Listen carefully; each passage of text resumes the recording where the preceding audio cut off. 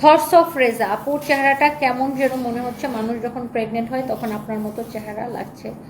আসলে ঠিকই। আচ্ছা, আমি একটা, প্রথমত হচ্ছে আমি প্রেগনেন্ট না, দ্বিতীয়ত হচ্ছে আমি প্রেগনেন্ট হইলেও জাতির কি সমস্যা, না হইলেও জাতির কি সমস্যা, আই রিয়েলি ডোন্ট আন্ডারস্ট্যান্ড।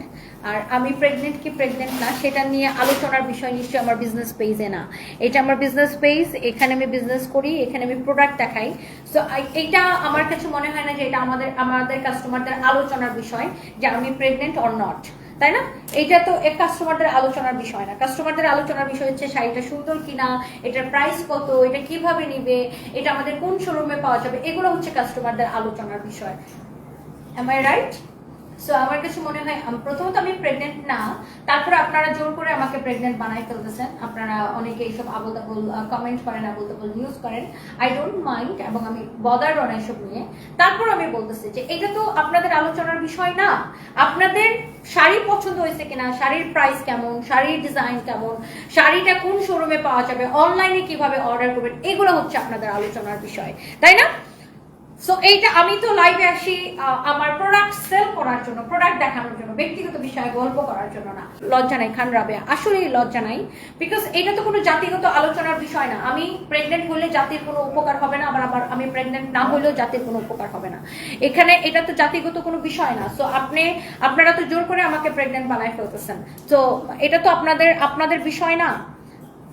আপনারা দেখবেন শাড়িটা সুন্দর কিনা, শাড়ির দাম কেমন, দামটা রিজনেবল কিনা, আপনি আমাদের কোন শোরুমে গেলে শাড়ি পাবেন, কোন শোরুমে এই শাড়ি অ্যাভেলেবেল আছে, অনলাইনে কিভাবে অর্ডার করবেন, সেসব নিয়ে আমাকে কোয়েশ্চেন করবেন।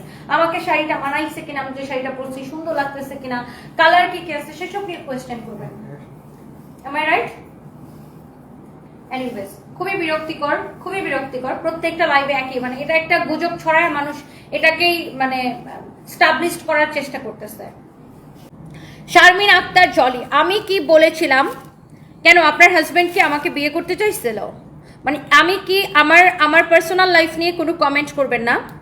এইটা আমার বিজনেস পেজ, শুধুমাত্র বিজনেস রিলেটেড, প্রোডাক্ট রিলেটেড কোনো কথা থাকলে সেটা কমেন্ট করবেন, ওকে ডিয়ার। আর আমাকে দেখতে অসুবিধা হইলে আমার পেজটাকে ব্লক করে দিবেন। আর তারপরে যদি আপনার কমেন্ট করতে মন চায়, মানে আপনার যদি এখান থেকে বের হইতে কষ্ট হয়, লেট মি নো, আমি আপনাকে বের করে দিব, ওকে? সো এইখানে শুধুমাত্র আমার লাইভ দেখে কত মানুষ দেখে জানেন? হাজার মানুষ দেখে। আমার এই লাইভেও ভিউয়ার্স ছিল 3,500 মানুষ, ওকে? সো এখনো 2800 মানুষ আমার লাইভ দেখতেছে। সো প্রত্যেকেই প্রোডাক্ট রিলেটেড কমেন্ট করতেছে, সবাই হচ্ছে আমাদের সম্মানিত কাস্টমার। কে কোন শাড়িটা নিবে, কোনটার প্রাইস কেমন, কোনটার কালার কি, সবাই এইসব নিয়ে বদার। হ্যাঁ, আমার ব্যক্তিগত জীবন নিয়ে কেউ বদার না। শুধুমাত্র আপনার মতো কিছু আজাইরা মানুষ আছে যাদের জীবনে খেয়ে দিয়ে আসলেই কোনো কাজ নাই, যারা অন্যের ব্যক্তিগত জীবন নিয়ে যারা পড়ে থাকেন, তারা হচ্ছে লাইভে এসে শুধু আমার ব্যক্তিগত জীবন নিয়ে কোয়েশ্চেন করেন।